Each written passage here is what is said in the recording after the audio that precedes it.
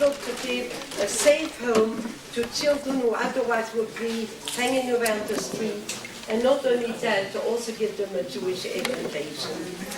I would like particularly to thank our committee. They've worked the whole year round, every month. They have different events. We've worked together now for about 20 years. And not only do we organize things, but I think we've had a lot of fun doing it together as well. It is now my pleasure to invite Rabbi Itzkowitz to give us a Dvar Torah. For those invite Pagan, we don't have to introduce Rabbi Itzkowitz. Everybody knows him. For those who don't know him, I must say that Rabbi Itzkowitz was a chaplain with the American Army. He made Aliyah in '88, and he came with his wife and 7 children. Please, Rabbi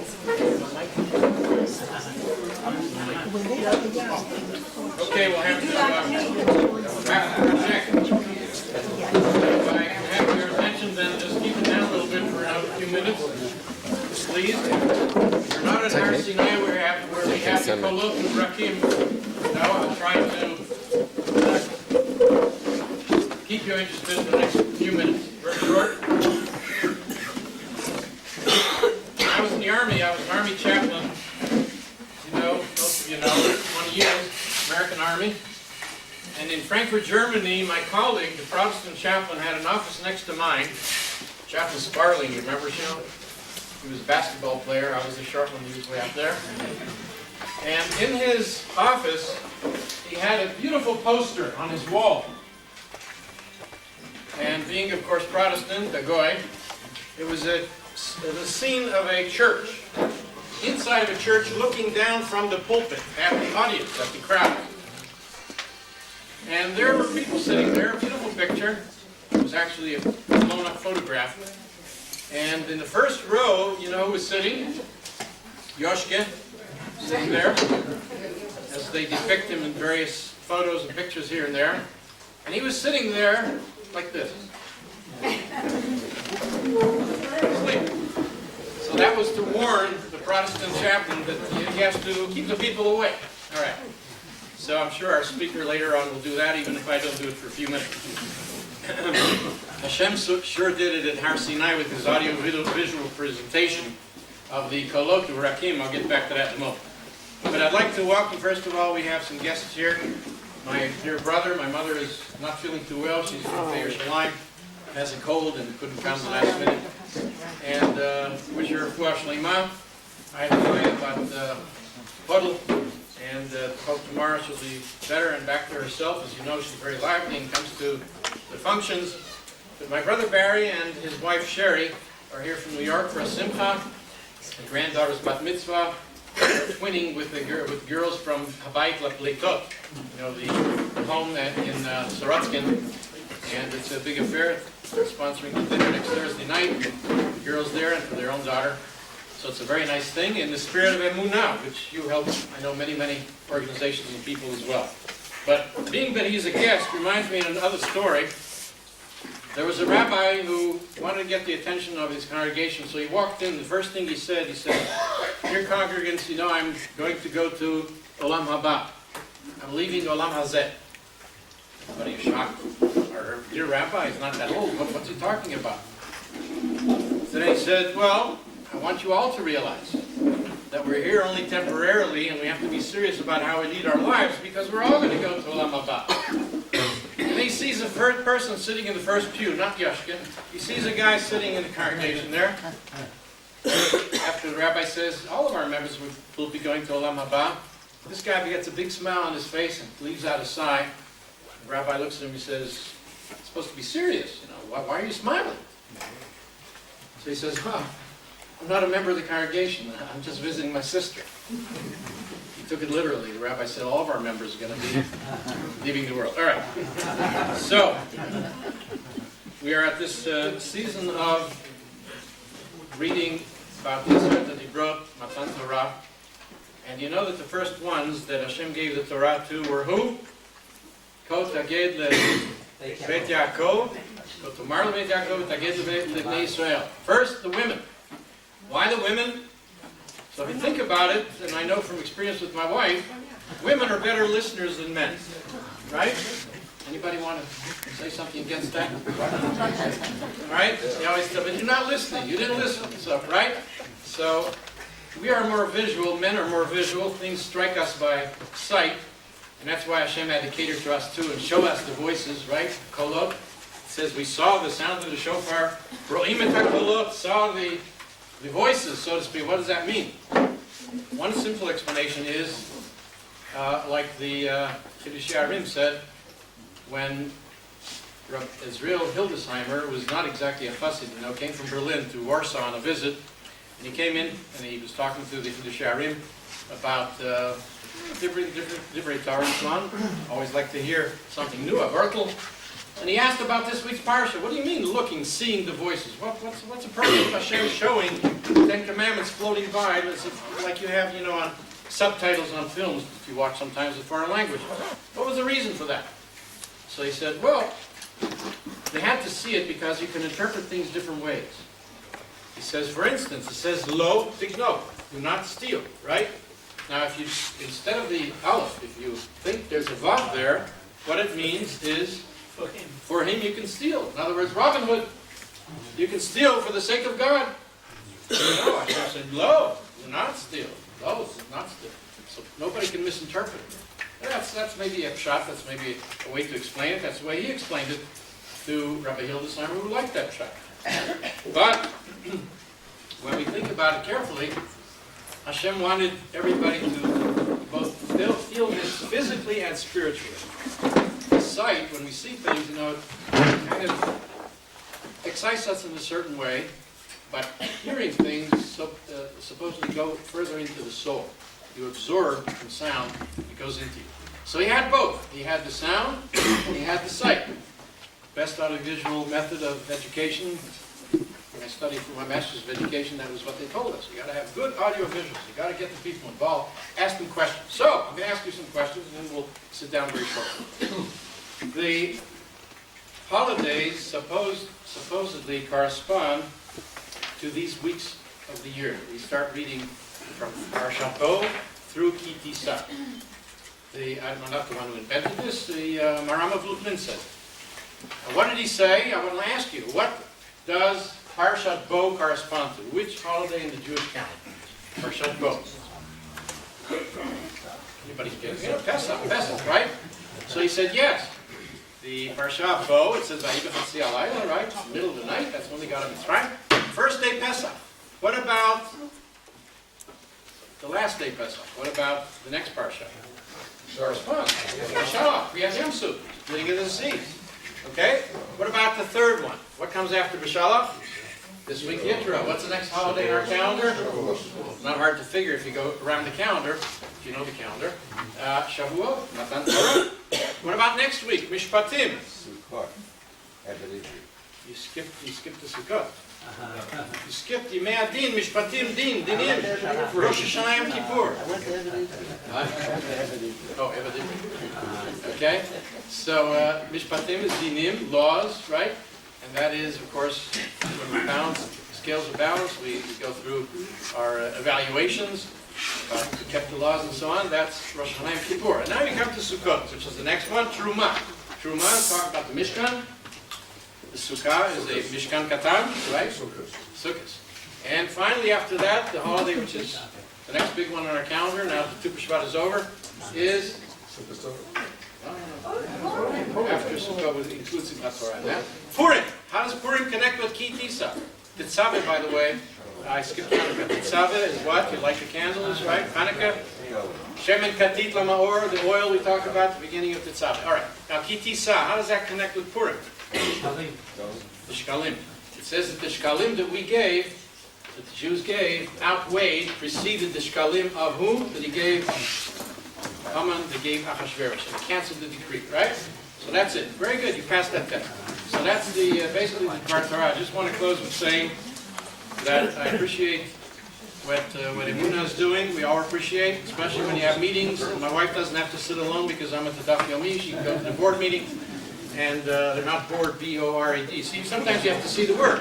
B-O-A-R-D, all right? And they're very exciting. She comes back and tells me what they did and what they're planning. This was planned. A lot of work went into this. And you know that this week, unfortunately, our president lost his wife, Sonia Perez, and she supposedly behind the scenes did many, many good things. She worked with widowed soldiers, widows, and children, and other things that she did behind the scenes, and that's, I think, what most of the women here in EMUNAH do. Not everybody's on the board, not everybody's up front, and speaking, and so on and so forth, but everybody's work is, every little thing is very, very important, and I hope you keep up the good work. In closing, I'd just like to say that just as in the zchut of Nashim Tzidkaniyot, the righteous women, we were redeemed from Mitzrayim, we hope that soon we'll be able to physically hear the blowing of the shofar gadol, the Meher Yameinu, the shalim, the milut chasadim that you do, not only through money but other things you do, it's very important. Milut chasadim. And we'll also be able to, at the same time, to after that, to see with our eyes also the Mashiach. So hearing the shofar, seeing the Mashiach, the Meher Yameinu is a of what you're doing. Maybe even before Pesach. Purim is coming, Pesach is coming. We should have a good lesson about Meher Yameinu. Shavua Tov to everyone.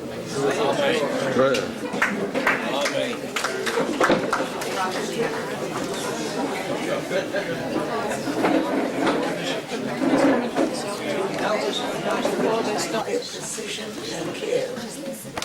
He is a dentist, lawyer, and his hobby is traveling around the world, tracking down Jewish tradition and Masorah. And this is what we are going to hear this evening, and I'm quite sure it's going to be exceedingly interesting.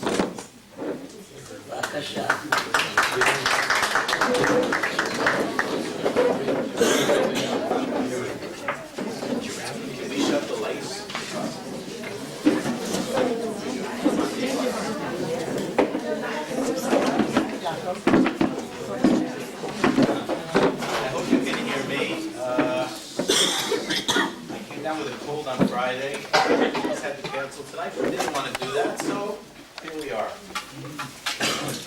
We're going to be talking about shuls around the world. We're going to be talking about, I like to call it Jewish iconography, the history of art in shuls around the world, and where it comes from. You know, we go into a shul and we see a menorah, we see an amud, we see a bima, we see a kodesh, and a lot of times we don't understand where it comes from, how it got there, and it's actually quite fascinating to look at it.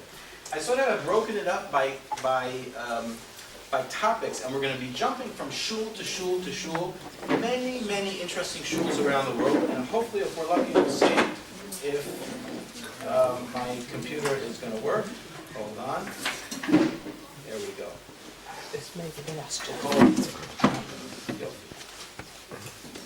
We're looking at a map of Africa, or let's say a map of Africa and Europe. If we look at the map, we can see that with the Galut, from the destruction of the temple, the Jews went as far west as Morocco, of course to Yemen, whoops, here,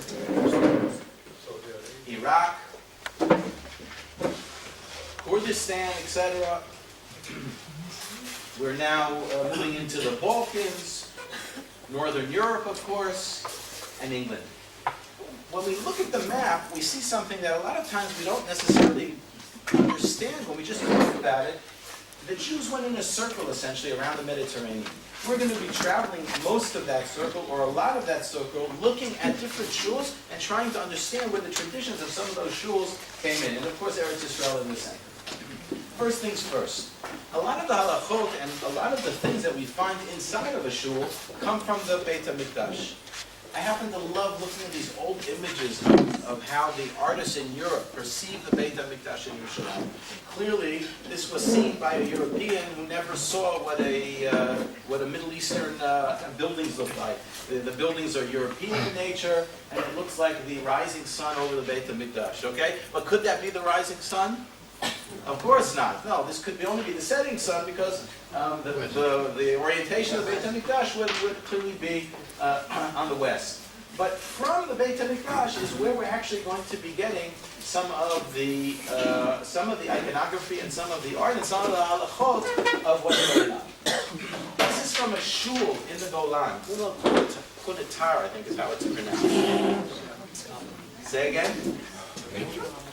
Not Kunesha. El Kunitar. And it's from, because there are arches. Kanater. Gandhi מצא את זה? I don't think so. זה נמצא לפני כן, בערך לפני 100 שנה כבר, but it could be that Gandhi was involved in rebuilding it. One of the things that we found there, of course, is the menorah, which is an icon that we find everywhere. This is maybe a 4th century synagogue. And what's interesting about this particular menorah is that it's 7-branch. It's not a Maccabean menorah. And it's got 3 legs, like the menorah in the Beit HaMikdash. But what I find interesting, and this is from a koteret, from a capital that was inside the shul, is this. What does that look like? It looks like a swastika. Now, I don't know. I think it's backwards. I think a swastika goes the other direction. I may or may not. No, that's it. Okay. Now, if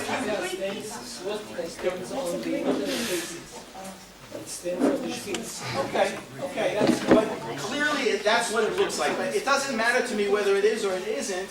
You know, as you learn whatever it is in the world that you learn, pieces of information begin to come together. So I remember that I read a piece by Mazar, who was the person that did the excavation in the southern walls, the southern side of Har HaBayit, and I saw black and white pictures of the exact same design. So clearly this was a design that was found on Har HaBayit, and here we find it 3 centuries later in a shul, someplace in the Golan, and in a picture that very, very few people have seen. I'm a dentist. So we like to schmooze. You know what it's like, the patient's in the chair. They can't talk too much, okay? We can talk the whole time. So I've got a patient in the chair. It turns out he's a policeman in charge of holy sites of the old city. He's the one guy that can go wherever he wants on Har HaBayit. I said to him, I really want to go underneath Har HaBayit. I want to go into the tunnels underneath Har HaBayit. It's a long story, but we went into what they call Solomon's Stables, which is the mosque underground.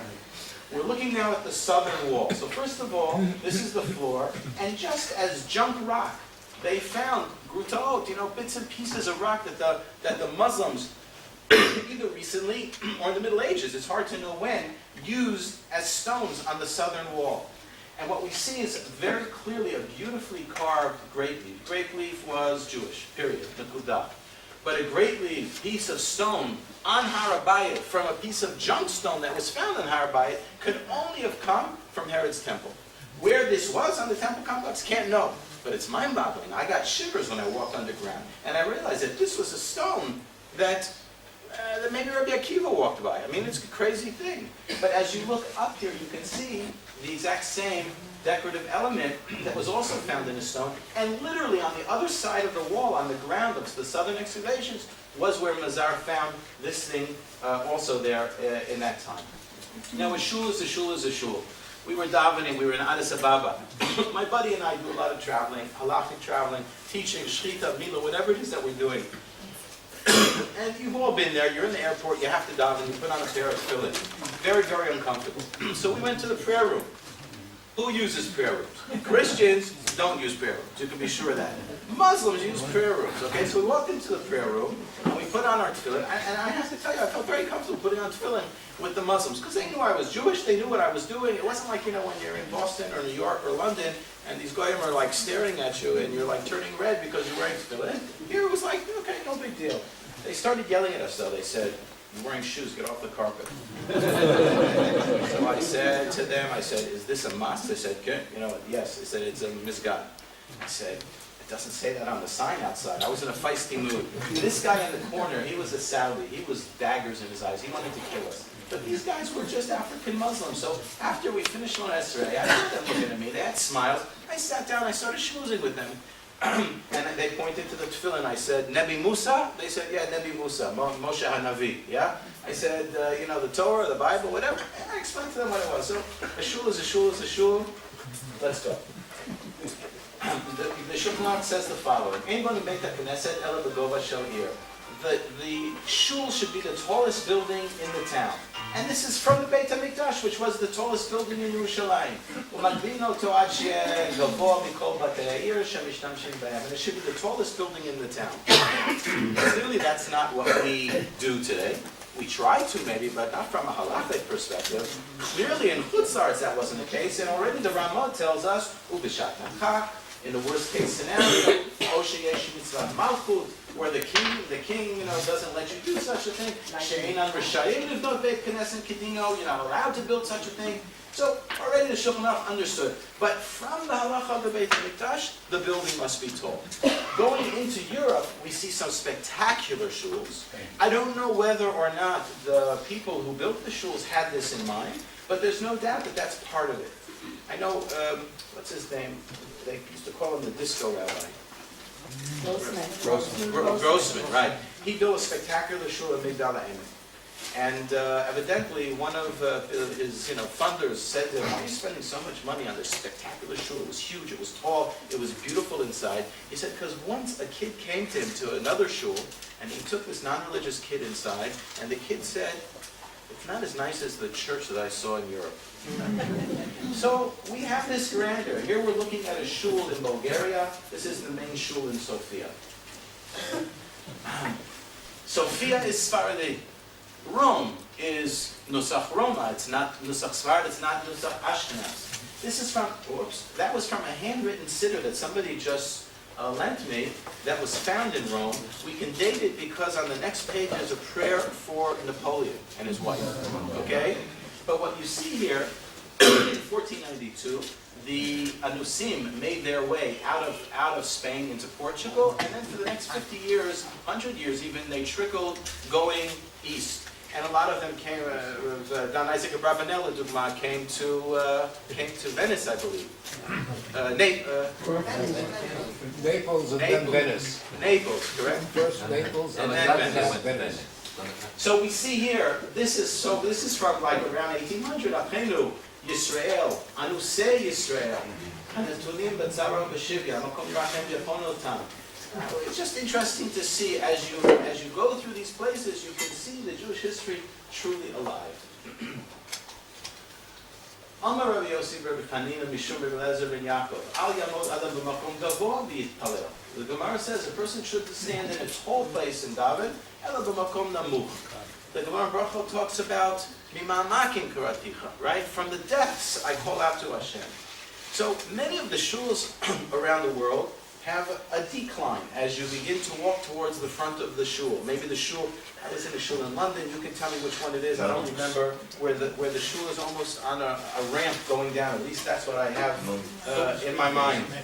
But in Romania, I was there this past year, we found this shul. I don't know if you can see it so well because the lights are off, but in front of this teva, right here on the ground, there's literally, it's not a step. It angles down so that the Baal Tfilah is mamash mimamakim karaticha. So again, if you don't understand the halacha or you don't know the Gemara, you would walk in here and either not notice it or notice it and not have an idea what it's from. But this is a case of where halacha and history and a little bit of understanding comes together. I'll give you another example. I don't know if I have a picture here of the shul in Belmonte, Portugal. But a few years ago, I went to Belmonte in Portugal to be like sort of the rabbi for Pesach.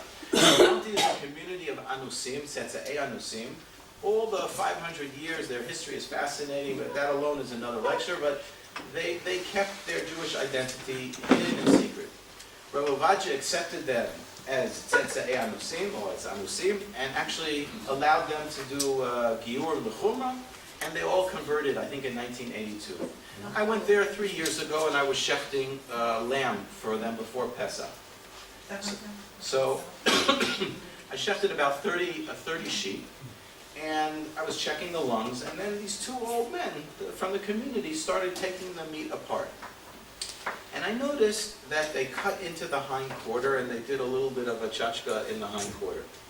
Now, an ethnologist, I guess, from Bar Ilan or from Hebrew University would have gone and would have seen whatever they did and would have not known about the halacha of Gid HaNasheh, right?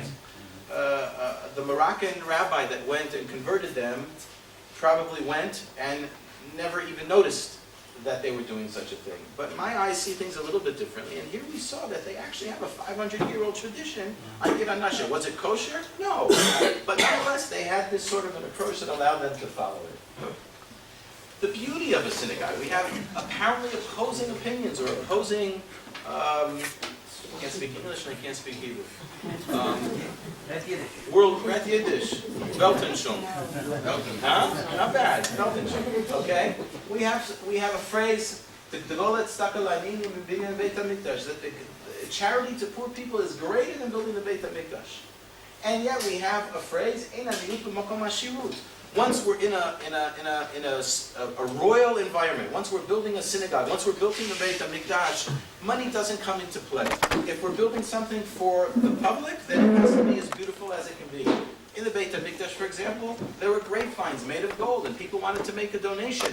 They came and they brought grape clusters of gold grapes, and they hung it there. This was their donation. Could that money have been used better to help the poor person that didn't have food? Of course it could have. But we have this sort of dichotomy, and we see it in another phrase of Chazal. We probably see it in many places. Itna'el lefanav b'mitzvot. Go out of your way to do things in an exceedingly beautiful way. Classic example is an etro. But even with an etro, Chazal tell us you can't go above a certain percentage of its value. You're not allowed to waste that money. By the same token, if we look at charity, though, in communities around the world, this is something that we don't see in Israel. I don't know if you have it in England. Most of you are from England here, or European. This is in Lisbon, and we see it in many of the, even though this is an Ashkenazi shul in Lisbon, because it was built in the turn of the 20th century, a little bit later by Ashkenazim, nonetheless it has this, and it's so fascinating because you can really get a sense of who they were giving their charity to. I can't read it. Something Dalim. Somech Noflim. Aniyim. Gemilut Chasadim. Beit HaKnesset. I always wonder, is there one box back there with lots of little holes? You know? Oh no, maybe, okay. But here you can see Beit El. They were giving money to Beit El. Rabbi Shimon Bar Yochai. Meir Balanetz. Yerushalayim. And we see this particularly in the Sephardi shuls. And we're looking now at a bunch of communities from Lisbon at the top, to Morocco, to Egypt, to an unknown, or relatively unknown group of synagogues in Eastern Africa that were created by the Jews of Aden. Aden is southern Yemen. If you're British, you probably know where Aden is. Right at the tip of Yemen. And the Adenites came across to East Africa about 100 years ago. Are there any people here, Adenites here? Because in London there's a community of Adenites. There's a shul of Adenites in London. Levi. Rabbi Levi. And they set up communities in Djibouti, in Asmara, Eritrea, in Ethiopia. Here's Djibouti. In Somalia, there was even a shul. In Sudan, there was a community. And in Kenya, there was a community. Kenya community was a mixture of those and others. This is in Egypt. Mohar Betulot, Eretz Yisrael. I happen just to find it so beautiful. These old things, you can see again. This is in a shul in Tunisia. Right now there was a Mapecha in Tunisia this past week, right? And the Jews there now are very stressed. A number of them now are considering Aliyah. This is in Asmara. 10 families out of 10 came last week. Okay. On Jerba, the island of Jerba, actually, so you can't believe the thing that you read in the news. Doesn't matter what it says on the news. That's the truth. The island of Jerba is astounding. There are about 600 or 700 people in Jerba, almost all Haredim, frum. Haredi, well, you know, how can you call it Haredi? They live in an Arab world. It's not, you know, but astounding. We'll see some pictures of Jerba. This is in Eritrea, northern Ethiopia. Eritrea and Ethiopia had a civil war. They split. Asmara was one of the communities that these Adenites from southern Yemen built around the turn of the century. In its heyday, there were 600 or 700 people. They had shoftim, they had moalim. But what I find interesting, a few weeks ago I spoke also for a group of British people, and I asked, do you still get mail from community needs in England when they try and raise money for charities in England? So a lot of the people there said they do. And here you can see it. I don't know if you can read it on this wall, but it says Aniyei Aden. Here they are, the wealthy cousins that moved to Eritrea. They're all succeeding in business, but yet they're collecting money for their poor relatives back in Aden. Here we're looking in Alexandria. Shem and Lamahor was always a big thing because these shuls were lit by candles and oil. And this is in Croatia, in Dubrovnik, raising money for Hebron and Tiberia. But this sort of genre of charity box was very, very common in these Sephardi shuls. We're looking into a shul in Asmara. This is the shul in Asmara. There's one Jew left in Asmara, Eritrea. Sammy Cohen, one Jew. He remembers when he was a kid and the community was active. There was a kosher slaughterhouse here, and there were butchers there, the rabbi lived here. And it's so sad because he lives there most of the year. He barely makes a living. He makes a living by taking care of some property for some people. It's one of the most repressive, backwards governments in the world, one of the poorest countries in the world. And he asked us, we met him in Tel Aviv, he happened to have been in Israel, but he asked us, can we bring for him honey? Why? Because he's going to be there by himself on Rosh Hashanah, and he wants to be able to dip his apple in honey, and he doesn't think he'll be able to find honey there. This is the outside of the shul. Now why is this shul important? Why was it important for me to go to this shul? Because of this picture. Okay, that's the same shul. In 1945, the young Palestine, the left-wing fighters ratted out on the Lehi to the British. And they were, I think it was 400 or something people were arrested, the leaders were arrested. And they were shipped first to Eritrea, and after Eritrea they were shipped to Djibouti. And in addition, and then from Djibouti they were shipped, I think, to Sudan and finally to South Africa. And Yitzhak Shamir was one of the people. In Kenya, correct, in Kenya. So I found this picture in a book, and there we were, and we're walking around the town, and this is a picture of the prison that the Jews were kept in. And I saw this, and it was like I got the shivers. I just imagined Yitzhak Shamir being there in 1945, 46, and the world goes crazy about. All right, let's see. We can talk about politics another time. Okay, here we go. That's the shul. Bahrain. Okay, this is in Bahrain. This is during the war in Gaza, and of course they were raising money for the poor Muslims in Gaza. There were Jews in Bahrain. They got there from Iraq. They were business people. Although, from the Quran it appears that there were already Jewish pearl merchants there at the time of Muhammad. And here we are, Bahrain. You can't see the arrow, I'm sorry, but it's in the Persian Gulf, which is here. And we heard that there was a shul there, so we decided we have to go see it. And we got in touch with a woman who just now, Nancy Kaduri, she was just appointed as a Jewish Chevrat Knesset, and she was very proud to stand there behind His Royal Majesty so-and-so Ibn Khalif, whatever his name is. And her aunt, it's crazy, her aunt is the Bahraini ambassador to Washington, D.C. Clearly the king is giving a message. And they live there with relative comfort and with no sense of fear. Now the shul doesn't really function anymore. That's a picture outside the shul. Wherever we go, we try and look at anything old, anything interesting, anything that might help elucidate a Gemara. So we try and go always to these traditional pharmacies. So in the shuk, near the Bab Dahab, the Gold Gate, right? The Shai HaZahav was an old-fashioned pharmacy where they had dried lizards and powdered newts and, like out of Shakespeare. And we walked in there, and you see I'm wearing like this white Muslim cap. I don't know if you can see the beard on the guy on the left. He's my partner, Gavrosar Zimtowski. He's got a beard down to here. We spent about an hour in this pharmacy looking at things, all sorts of things mentioned in the Gemara. We wanted to see them for real. These are the only places in the world where you can easily see them today. And finally, one of the guy behind the counter who spoke English said to us, "Are you Israeli?" And we were a little bit, because who has a beard? Nobody's got a beard, Somebody else, somebody also said that to us, "Are you Israeli?" And we said, "How did you know?" He says, "Well, only Jews and Muslims have beards, and you're not Muslim." So we said, "Yeah, we're Israeli." So this guy who had been serving at us stops, takes a breath, and looks at us and says, in Hebrew, "Lami hitzbata, ichud le'umi?" Who did you vote for? Ichud le'umi or the Likud? He was an Egyptian originally, and he had been in Gaza in the 70s, and he liked Israel very much, so there's always a surprise.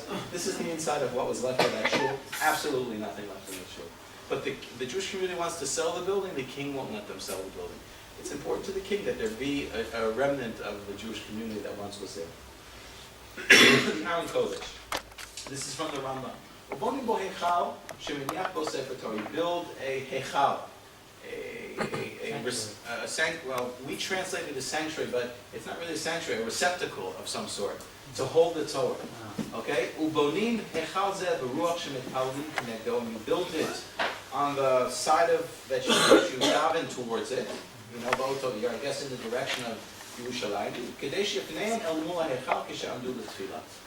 Now, we Ashkenazim, if you're Ashkenazim here, don't use the word hechal. We use the word Aron Kodesh. So what's the difference between a hechal and an Aron Kodesh? This is from an early Ashkenazi machzer, and you can see an Aron Kodesh. It's a freestanding wood structure. He's holding a Torah. The Sfardim generally, traditionally, had a hechal. They had almost a separate room. This is their Aron Kodesh, their hechal, built flat against the wall. This is in German. Here's an example of one in Alexandria. Okay, spectacular Torahs in Alexandria, all silver, beautiful old Sephardi Torahs. This is in Portugal. Again, a Sephardi, an Ashkenazi image from a medieval manuscript. This is an Ashkenazi one in Poland. And you can see here, it's coming out of the wall. Of course, it's barely anything left of it. But this is what all of us here grew up with. Obviously, the Aron Kodesh was usually a freestanding or an additional structure built on. Romanian Aron Kodesh. Now, some of the Romanian Aron Kodesh are spectacular. We'll see those in a minute. And of course, when it comes to parochetz, the parochet obviously has its basis in the pasuk V'asita parochet chelet v'agaman b'tolat shani v'sheish mazam amset v'shev. And we don't need to go into that, but we have here some examples of some spectacular parochets. I do a lot of work with the joint, the JDC. I was telling Gabi that I've been to Bulgaria now maybe 8 times. I teach there, I do Mila there. And wherever I go, I dig around. So I was in the shul there after I had done a bris, so they weren't afraid of me. At least, the baby might have been afraid of me, but, they knew me. And I went downstairs in the shul, and it's that huge shul that I showed you at the beginning. And there was a door. It wasn't even a door, it was planks of wood. So I opened it up. There were no lights inside. I walked inside. I thought I saw, with the light that was there, a parochet. I took a picture, and sure enough, there was an old parochet in there. I walked in there. It was a damp stone room, and there was a plastic bag that my foot kicked. I picked it up, and it clinked. So I took a picture, and I saw silver in there. And then I turned around, and I saw 3 huge crates. Each crate was about a meter, almost 2 meters long, 1.5 meters long, by a meter, big crates. They were so old and so damp that the bottom one had collapsed from the dampness from the weight of the upper ones. I couldn't see what was in them, so I lifted the cover of one, and I put my camera in, and I took a picture, and I saw Sifrei Torah. Ultimately, what I found was, I found a geniza that they didn't remember that was there. It had been collected during the time of communism from all the shuls in Bulgaria. Now, Bulgaria goes back to just after Bayit Sheni. There were Jews in Bulgaria in the 3rd century already. Rav Yosef Karo, the Mechaber, married the daughter of the chief rabbi of Bulgaria. So in this Geniza, I found a total of about 200 parochets, the earliest which going back to the mid-1700s. 120 rimonim, 30 Torahs, 60 Megillas. It was like finding a treasure chest, a treasure. I kept calling the people. I said, "Come downstairs, look what I heard." Nobody cared. I went back subsequently 3 or 4 times and spent about 35 hours cataloging the whole thing. So these are some of these spectacular parochets. Okay. A shul in Romania. We're looking at shuls from the 1830s. This shul you can see, Mano Ra Beit Elkim, Mano Ra Makom Zeh,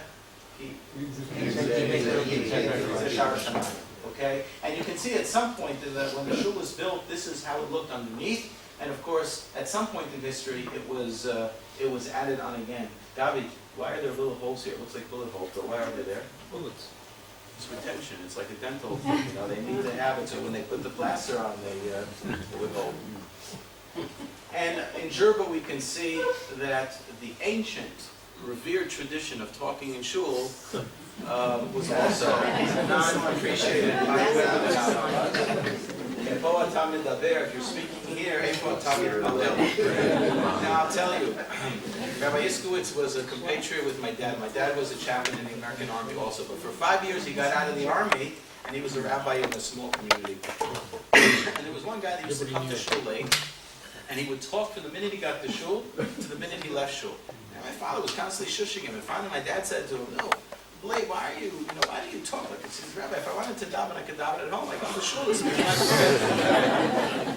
And I think there's even a proof in the Gemara that right now we have our gabbai in our shul that's going crazy about speaking. He got this juke in his head, and he started screaming at people to the point where he's like pushing people off and yelling at people. Now, speaking in shul has its root in the Beit HaMikdash. One wasn't allowed to speak in the Beit HaMikdash. But this guy is getting people to the point where they don't want to stay in the shul anymore. So I decided to give a shiur on the ancient revered tradition on speaking in shul. And I think we can learn from a Gemara. The Gemara talks about the shul in Alexandria. That was the biggest shul in the world. It was so big that they needed flags for people to know when to say Amen. And the Gemara describes that all the different workers worked together, sat together. The woodworkers sat together. The gold merchants sat together. The dentists sat. The physicists sat together also. Okay. And what? You don't think that the dentists were talking about the extraction that they did that week, or the crown that they did? Chas v'shalom. Okay. I have another proof. What happens on Rosh Hashanah? We finish Shabbos, we read the Torah. What does the rabbi say? We're getting ready to blow the shofar. He gets up and everyone says, from now to the end of the davening, mashma. Okay, fine. We can leave it. I know that people are going to argue with this.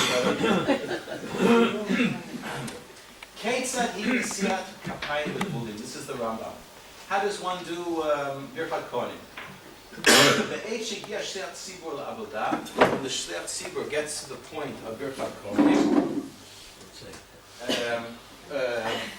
Kishiyoma Ritzei, when he says Ritzei, Kol HaKohanim Omdim Beit HaKnesset, all the Kohanim that are in the Beit Knesset, Nekarim Makomam, they leave their place where they're schmoozing, V'olchim v'olim l'duchan, and they go up to the duchan. This is the source, based upon the Beit HaMikdash, why shuls have a raised platform in the front of the shul. V'omdim sham u'pneim le'hechal, and they stand there with their face to the hechal. We now know what the hechal is, and then they turn around and they make the bracha. But we can see many, many shuls that have this raised platform in the front of the shul. I always thought, in America, I grew up, I remember the conservative shuls in the 50s and the 60s, that was a big deal. It was more like a show. And then the modern Orthodox shuls, they all had that. And when I started thinking about this, I always wondered whether or not it was just a practical thing. But no, it actually has its roots in the minhag of the Kohanim Olim Laduchan. So here we see the inside of the shul in Sofia. This is that beautiful shul in Bulgaria. Beautiful shul. It's actually that's where we found the Geniza. That chandelier is or was the heaviest chandelier in all of Europe. 2 tons. One of the oldest shuls in the world, the Astia Antica in Rome, or just outside of Rome, and you can see this is the shul that they uncovered in ancient Rome, and you can see the steps going up. Or, for example, this is that shul I showed you at the beginning with the swastika-looking design. This man here is someone by the name of Rav Machbub, who's you might know from his hechsher I do a lot of shkita with him, and very often I try and take him to these interesting sort of places if we're on a day where we're looking. And you can see here, 3rd century, facing south, facing towards Yerushalayim, and this is where the Kohanim in the post-Korban time would go up and do it as well. This is inside of a shul in Jerba. The Magen David. What's the source of the Magen David? We talk about Jewish icons. It's clearly Jewish. However, it's interesting because this picture I took in Serbia on the inside of a mosque. This is actually in a mosque, sort of, they have like an Ezras Nashim. Or I don't know if that's what it is, but I went up the stairs. They were in the middle of rebuilding the mosque, and I went up there and saw these Magen Davids. Also, you can see a Magen David here.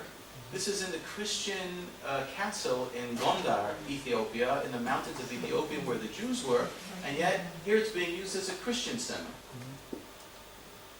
Roman plates from England in the, I don't know what century, it must say here where this is from, but nonetheless this was found in England, and you can see the Magen David in the middle of the plate. Not Jewish. Very not Jewish. Franciscan. You know, this always brings to mind, there was this fellow in New York City, like in Rome, today the Jews in Rome sell all those crosses and all the schmanzes around the Vatican. That's how they make their money. There was a guy that came to America from Europe, and he had the accent, and he also sold this stuff, and he was always embarrassed to order them from his supplier out in the Midwest, so his secretary would order it. One day his secretary's not around, so he dials a number and he says, "I would like to order 12 dozen crosses." And from the other side of the telephone, the man says, "Mit the yashko, nit mit the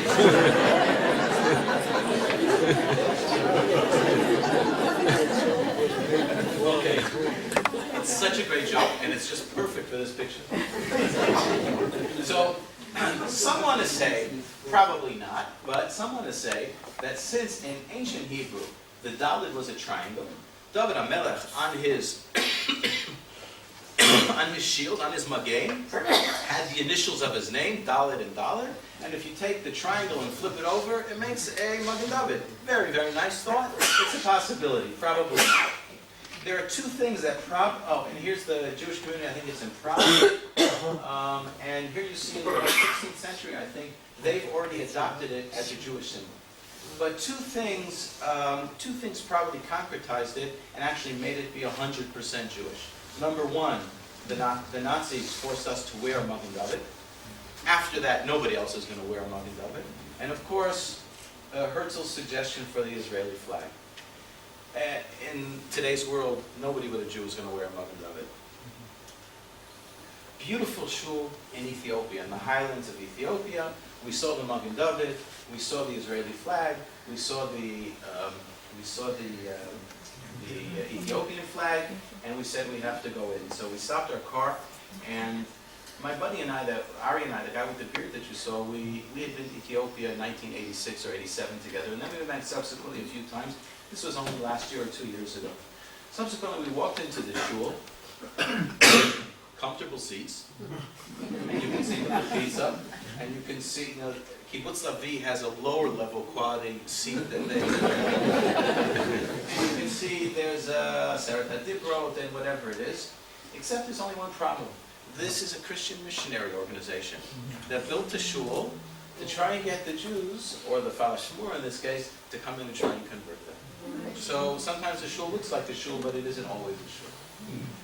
When we go to Romania, we begin to see some spectacular Jewish carving and Jewish woodwork.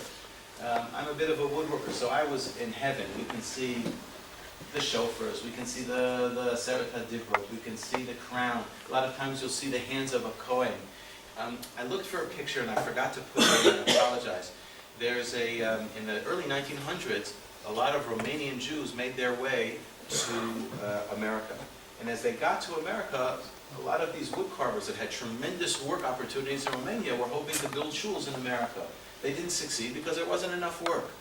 What was there enough work in for these carvers? Just then, the amusement park industry had taken off in the 1920s, 1910s, 1930s. And the carousels, the rotating carousels with the horses going up and down. And there's a black and white picture of a workshop with men making horses and lions. Well, lions they knew how to make, you'll see in a minute, because lions they made, horses they just generally didn't make. And you see all these men working on these horses and lions, and above the door is a aseret dibrot and the hands of a Kohen. Obviously someone either brought it over from the old country or prepared it for a shul. So this was a workshop of Jewish workers making these things. Okay, we can't see that picture well. A shul in Romania. Lovely to see these beautiful images, their perception of what some of these places look like. Harabayit, Zichron Yaakov, etc. Shul in Romania. Beautiful, spectacular woodwork, just spectacular. This is just beautiful. If we're doing a little bit of Jewish art, this is the first printed Haggadah. I think it's in the Venice Haggadah. And for the very beginning of printing, and you can see here the Chacham, and there's a picture here of the Chacham, and you know, this was probably a standard wood block that whoever the non-Jewish printer was that was printing, there weren't Jewish printers yet, that used. Now, if you look carefully at this man, he's sitting there. Look at his position. A few years later, let's go back. You can see he's in this direction, and he's flipped here. You notice? Right? He flipped right to left. So here, he's Chacham. He's used a number of years later as Rabbi Akiva in the same Haggadah, but they flipped the image. They say that good artists borrow, but great artists steal. Where's he from? The Sistine Chapel. It's Isaiah from the Sistine Chapel. And that's what appears in the Haggadah. Okay, look at this Aron Kodesh. 3 stories high. Okay? And when it reaches the ceiling wasn't high enough. This lays flat on the ceiling and comes out close to 3 meters. You understand? It goes up 3 stories and then it comes flat, and you have the perception of height there. And you can pretty much find anything you want here.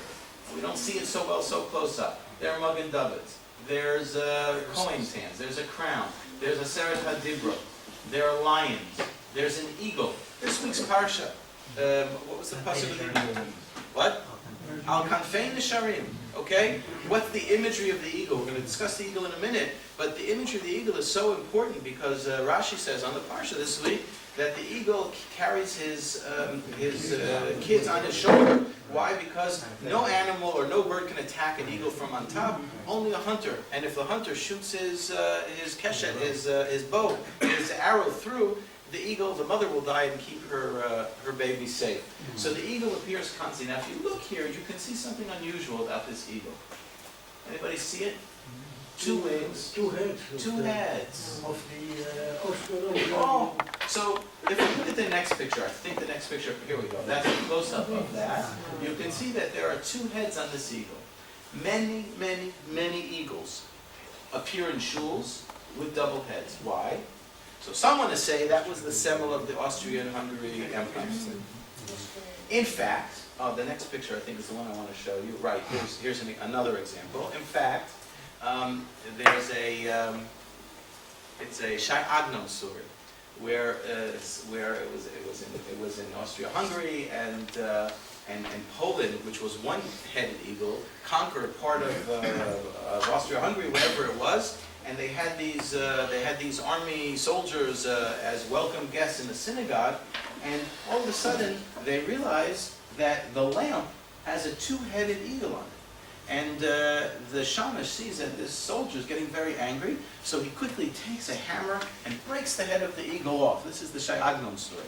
A few months later, Austria-Hungary again won. They fought and they took back this piece of land. So again, they welcomed all the important people into the shul, and they realized that there was a single-headed eagle. So they had to have somebody make a double-headed eagle, and back and forth, and that was the story. But here we see it over and over again. Here we see on the roof of another shul and a double-headed eagle. Okay, this is also just interesting. Today we would never see a sefer with women in such a low tsanua form. So this is a sefer called Mincha Belula. If you see the original, it almost looks as if they're topless or naked. It was reprinted in the 1700s, and I guess when it was reprinted, rather than arouse the ire of the frum community, they changed these women to men in 1746, and then it was reprinted in Bnei Brak a few years ago. Okay, so get ready for what they did then. They made the women again, but gave them long sleeves.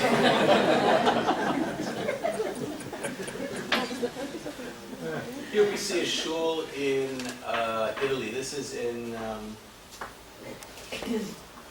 I'm sure some of you have been there. I'm sorry that I don't remember the name.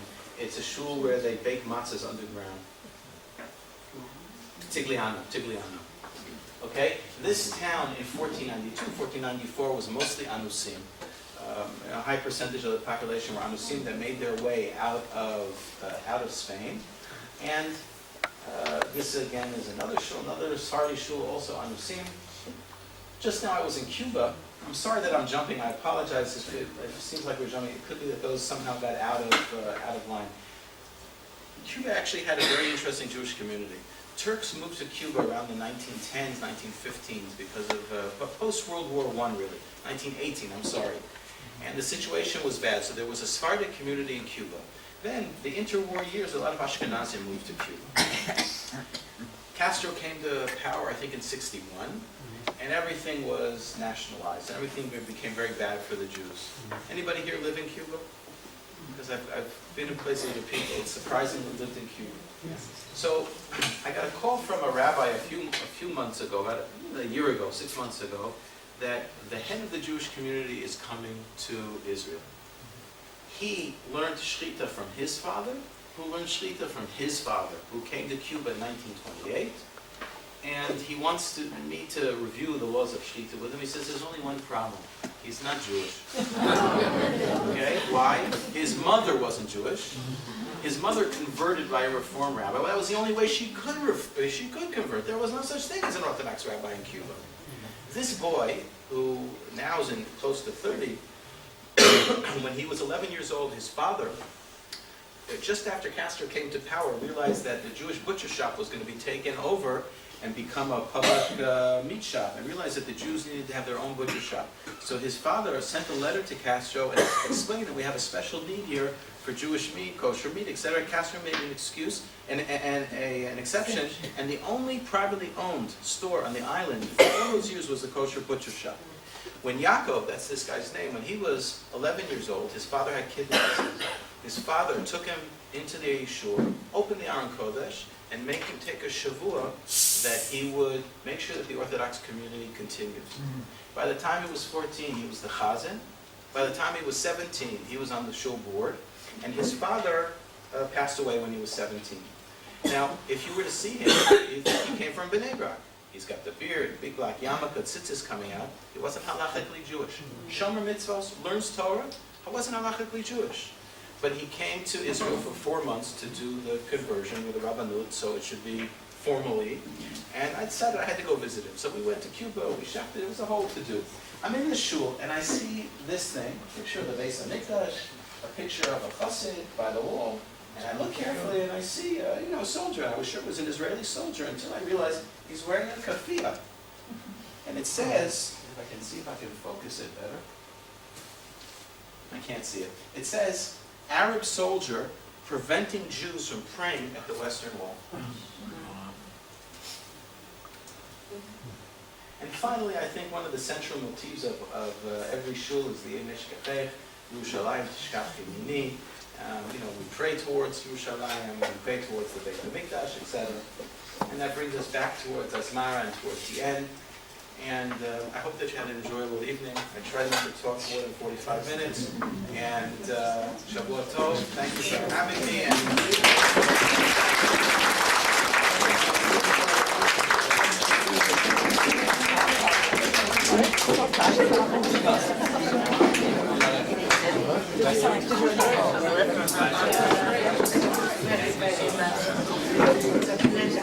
Okay. First of all, thank you very, very much to Dr. Greenspan. I'm good. Have you got your raffle tickets?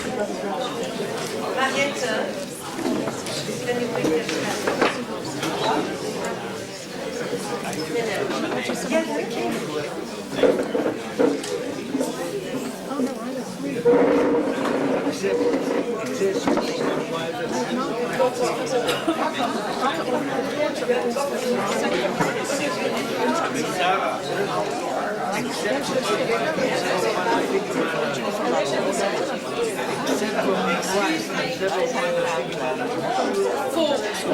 Four, because you have to read that. I haven't got my glasses.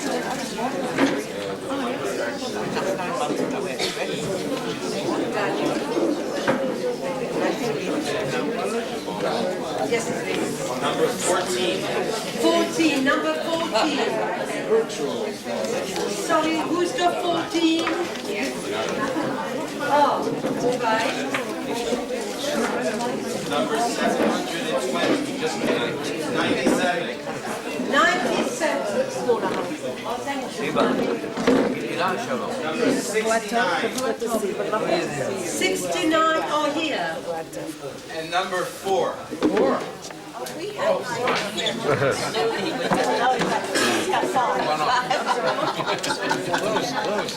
97. There's cake. Whoever wants, please help yourself. You've got it? They take a free eye examination. I'm concerned for every single one. Those of you who've traveled abroad, there's such an irony to this. I don't know why it is, you know? I will be shopping someplace, you know, in Walmart or something like this, you know, buying some things. And you hear somebody speaking Hebrew. And you take a look, and there's some Chiloni guy there in America, and he sees you, and you see him.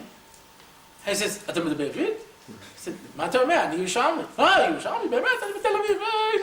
And we're sitting there having this beautiful conversation. If I was here in Israel, he would spit at me. This is part of the glory of Walmart, that people don't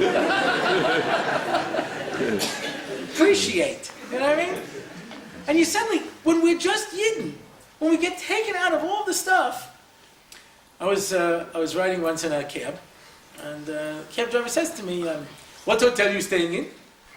I said, "Ma ta omer, ani gar po, ani Israeli. Lama ta choshev shani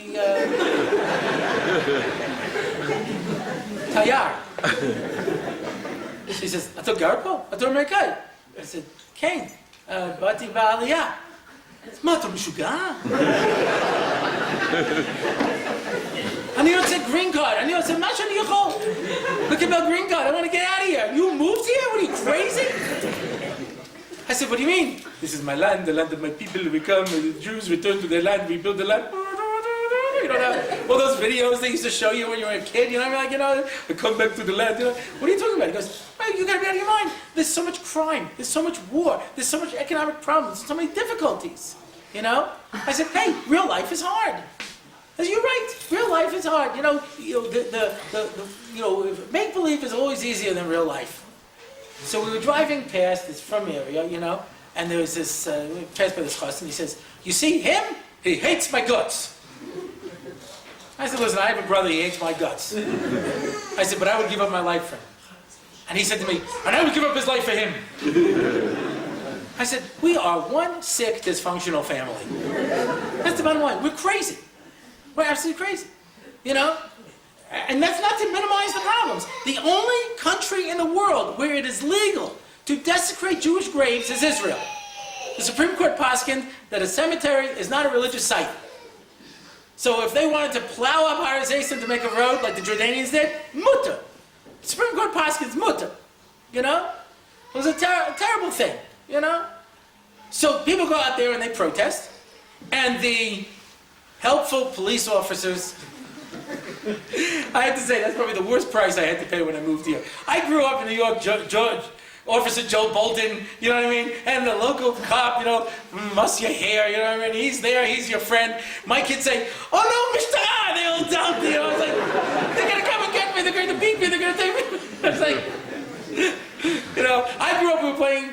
playing cops and robbers or cowboy and Indians. My kids play Charedim and Mishtara. You know, like they beat him. You know, he goes, okay, now I'm going to be the police. They beat him. You know, it's like... So these people go out to protest the grave desecrations, and the police come in with billy clubs and beat them all and throw them in a van and take them off to prison. And then Nebuch there'd be a pigua. And who do you think goes to collect the body parts? The same people. So the police come, take them out of the jail, put on the vests, the army vests, put them back in the same van, and drive them back to the pigua. And we know that tomorrow we're just going to reverse roles again. And then tomorrow I'll beat you with the stick again. Like, what are we, crazy? My mom was crazy. You know? There's no guarantees in life. But I can tell you on the many, many occasions, myself, that when you reach out to somebody, you never know what's going to happen. You never know. I was driving home this Avreich, and he says to me, do you remember X number of years ago you took your wife out to dinner? I said, look, I'm cheap, but it's not like once every 10 years, you know. I mean, like, you know, I've done that more than once, yes, you know. He says, you went to the old off the square. I said, yeah, okay, I've done that a number of times. There was a waitress there. She was a student in Hebrew University. I said, yeah, I remember this. She says, you remember what happened? I said, yeah, I remember. We struck up a conversation with her. And I remember I ripped off a piece of the placemat. I wrote down my name, my address, my phone number. And I told her to come for Shabbos, you know. The guy opens up his wallet and he pulls out the piece of paper with my handwriting on it. I said, that's my wife. I said, I never heard from her. He says, she was so inspired by that, she decided to look into Judaism, and that's the whole thing. And she's carried this with her ever since. A week later, I get a call from an Israeli, because HaKadosh Baruch Hu puts these stories together, because he knows I have a bad memory. A week later, I get a call, Shalom, Kvod Harav, Hashem Shali, whatever it is, whatever.